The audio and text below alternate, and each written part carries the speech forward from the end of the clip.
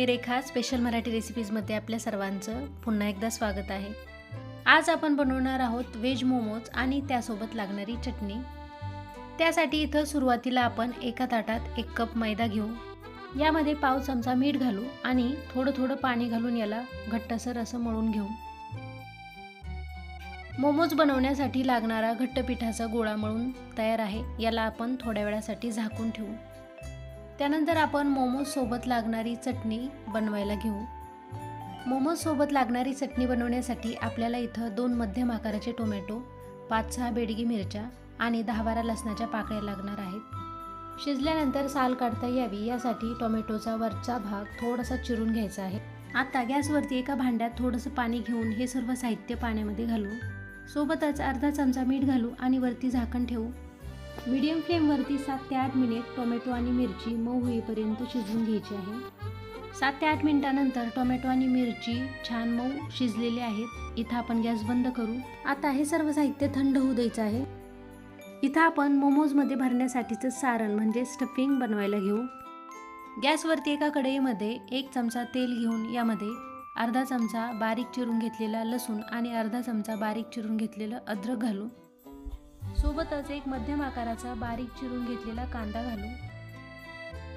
फोडणीमध्ये कांदा मिक्स करून झाला की यामध्ये आता आपण 1 कप बारीक चिरून घेतलेला कोबी घालू। त्यानंतर अर्धा कप बारीक चिरून घेतलेलं गाजर घालू आणि अर्धा कप बारीक चिरून घेतलेली शिमला मिरची घालू।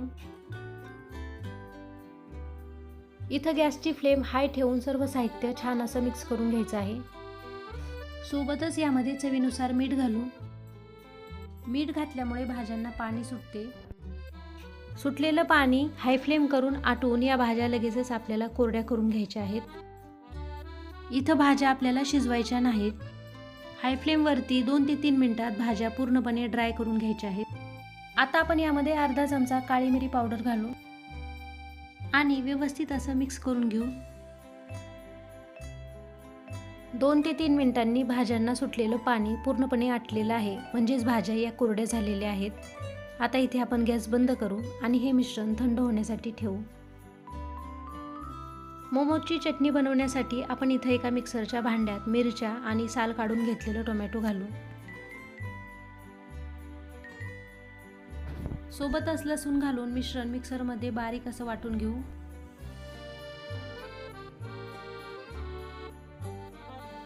आणि इथं आपली मोमोज सोबत लागणारी चटणी तयार आहे। आता आपण इथे मोमोज बनवायला घेऊ। भिजवून ठेवलेल्या पिठातला एक छोटासा गोळा घेऊन त्याची पातळ अशी पारी लाटायची आहे। पारी लाटून झाली की त्यावरती आपण अर्धा ते 1 चमचा बनवून घेतलेल्या भाज्यांचं सारण ठेवू।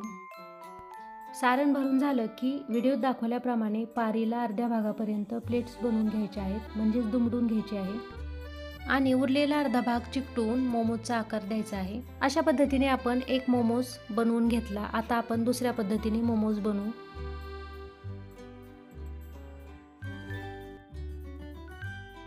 या पद्धतीमध्ये पारीला सगळ्या बाजूंनी दुमडून घेऊ। भरलेलं सारण आतमध्ये दाबून याला मोदकाचा आकार द्यायचा आहे आणि इथं आपला अजून एक मोमोज तयार आहे। अशाच पद्धतीने आपण उरलेलेही मोमोज बनवून घेऊ।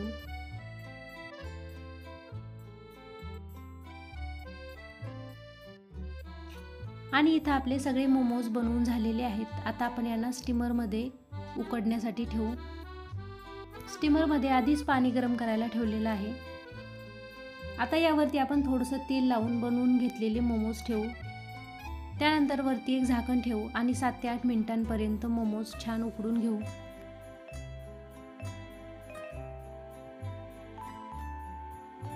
सात ते 8 मिनिटांनंतर आपण झाकण खोलून बघू। इथं आपले मोमोज छान स्टीम झालेले आहेत। आता आपण गॅस बंद करू आणि मोमोज प्लेटमध्ये काढून घेऊ। सोप्या पद्धतीने बनणारे आपले व्हेज मोमोज आणि त्यासोबत लागणारी चटणी तयार आहे।